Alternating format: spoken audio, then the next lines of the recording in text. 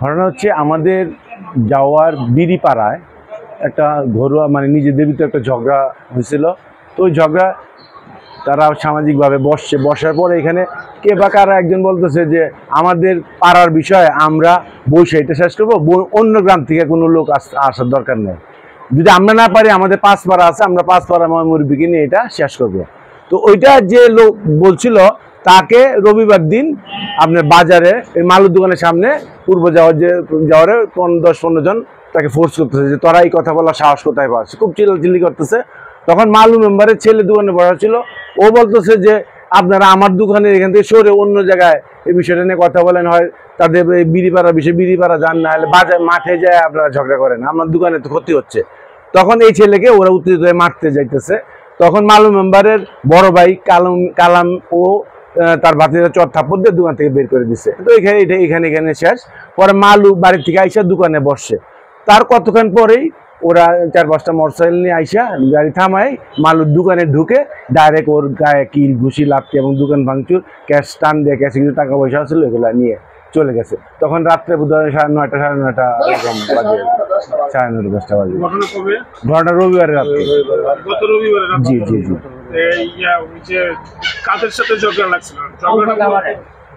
ঝগড়াটা বেসিক্যালি ওদের কিছুই না, মালু মেম্বারের কিছুই না। মালু মেম্বারের দোকানের সামনে যেহেতু এটা কথা কাটাকাটি হচ্ছিল, তখন মালু মেম্বারের ছেলে বলতেছে যে আপনারা আমার দোকান থেকে সরে অন্য জায়গায় যায় এই বিষয়টা নিয়ে কথা বলেন, আমার তো ব্যবসা ক্ষতি হচ্ছে বাজারের দিন।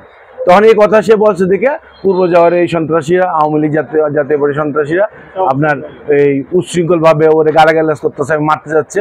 তখনই মালু মেম্বারের বড় ভাই কালামিয়া ছিল, ও আইসা ওর ভাতিজার চর থাপ্পড় দিয়ে দোকান থেকে বের করে দিচ্ছে।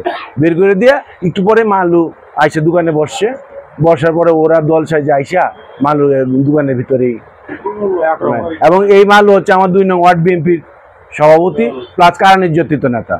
আমার নাম মোহাম্মদ মারুফ মিয়া। মারুফ মিয়া, তোমার বাড়ি কোথায়? বাড়ি যাওয়া কোন পাড়া? মাইসপাড়া। কি হয়েছিল ঘটনার সূত্র? ঘটনা হলো রবিবারে রাত 8:30টায়, মানে গত রবিবার 8:30টায় আমি বাজারে ছিলাম, আমি দোকানে বসি নাই।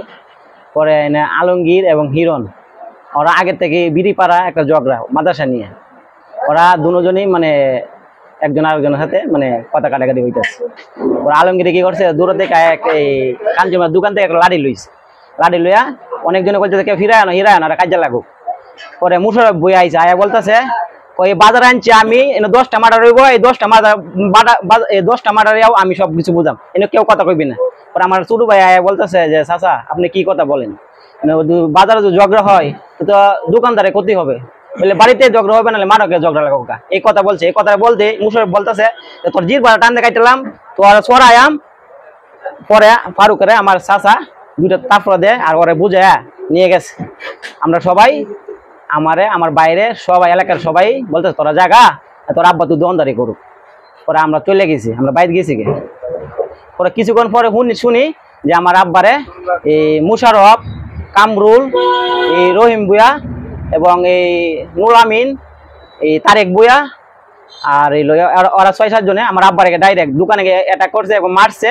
একবার মাইরে বার করে আবার ঢুকাইছে, আবার বার করছে। কেউ হিরাই না, মানে কেউ নাই, শুধু আব্বা একলা।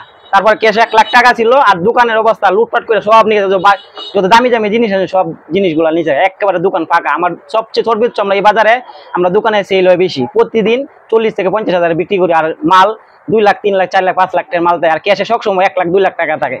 আমরা সব কিছু নিয়ে গেছে। আমার আব্বার কোনো কিছু নাই। আব্বারে বলতে পারতো যে আব্বা কোনো অন্যায় করে না, কোনো কিছু ঝগড়া তো গেছে না, আপনার দোকানে বসে রয়েছে। আমার ছোট ভাই এই কথাটা বলার পরে ওরা আওয়ামী লীগে যত এরা সবাই আওয়ামী লীগ করে, আমরা বিএনপি করি, এই জন্যই ওরা আমরা অ্যাটাক করছে।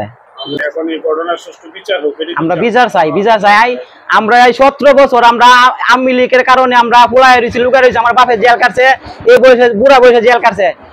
সুস্থ চাই, বিচার চাই, এবং আমি আইনের কাছে বলতেছি, সবার কাছে বলতেছি এটা সুস্থ একটা বিচার চাই।